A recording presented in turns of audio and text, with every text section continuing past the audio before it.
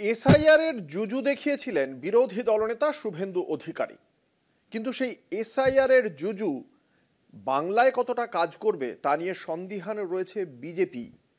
আর সেই জন্যে তারা আর কোনো ঝুঁকি নিতে চাইছে না। তাই বাংলার ভোটের আগে এসআইআর এর সঙ্গে সঙ্গে সিএএ কেও নিয়ে আসতে চাইছে তারা। বাংলায় ভোটের আগেই সিএএ নিয়ে আসরে নামছে রাজ্য বিজেপি এবং সেই কারণে রাজ্যে 700টি সিএএ সহায়তা কেন্দ্র করতে চলেছে গেরুয়া শিবির। এই সিএএ শিবিরের দায়িত্বে থাকছে আরএসএস এবং সংঘের কিছু সংগঠন।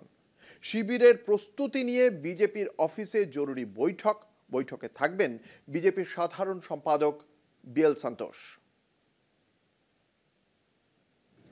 নতুন মোড়কে সিএ নিয়ে আসরে নামছে বঙ্গ বিজেপি। এমনিতেই ভোটার তালিকার নিবিড় সংশোধনী বা এসআইআর নিয়ে বাংলার হাওয়া গরম। তার মধ্যে বিস্ফোরণের মতো মাথা চারা দিয়ে চলেছে সিএ নিয়ে বিজেপির নতুন খেলা। জগদ্ধাত্রী পুজোর পর গেরুয়া শিবির রাজ্য জুড়ে 700টি সিএ সহায়তা কেন্দ্র চালু করতে পারে বলে সূত্রের খবর। তার প্রস্তুতি নিয়ে মঙ্গল ও বুধবার বিজেপি অফিসে জরুরি বৈঠকে থাকবেন বিজেপির সর্বভারতীয় সাধারণ সম্পাদক সংগঠন বিএল সন্তোষ। ওদিকে তৃণমূল কংগ্রেস মনে করছে এসআইআর নিয়ে বিজেপি বড় মাপের বিড়ম্বনায় আছে। সেই চাপ কাটাতে এবং জনগণকে বিভ্রান্ত করতেই সিএএ নিয়ে আসরে নামতে চায়।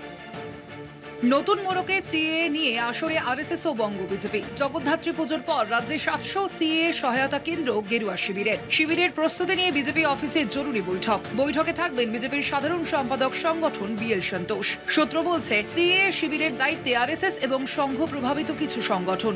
নাগরিকত্ব চেয়ে ইতিমধ্যেই 35,000 আবেদন জমা পড়েছে। সিএএতে যারা নাগরিকত্ব পাবেন তাদের নাম এসআইআর এ বাদ যাবে না, বিজেপি সূত্র। বিএল সন্তোষের বৈঠকে আরএসএস ছাড়াও সংঘ প্রভাবিত সংগঠনের প্রতিনিধিদের থাকার কথা। শিবিরগুলি হবে মূলত সীমান্তবর্তী এলাকায়, তাই কোথাও যাতে কোনো অসুবিধা না হয় সেদিকেই নজর রাখতে নির্দেশ দেবেন বিএল সন্তোষ বলে জানা যাচ্ছে। এদিকে প্রশ্ন উঠেছে, বিধানসভা ভোটের আগে এই বাংলায় সিএএ ক্যাম্প করে আরএসএস এবং বিজেপি কি রাজ্যে নতুন করে উত্তেজনা তৈরি করতে চাইছে? কলকাতা টিভি।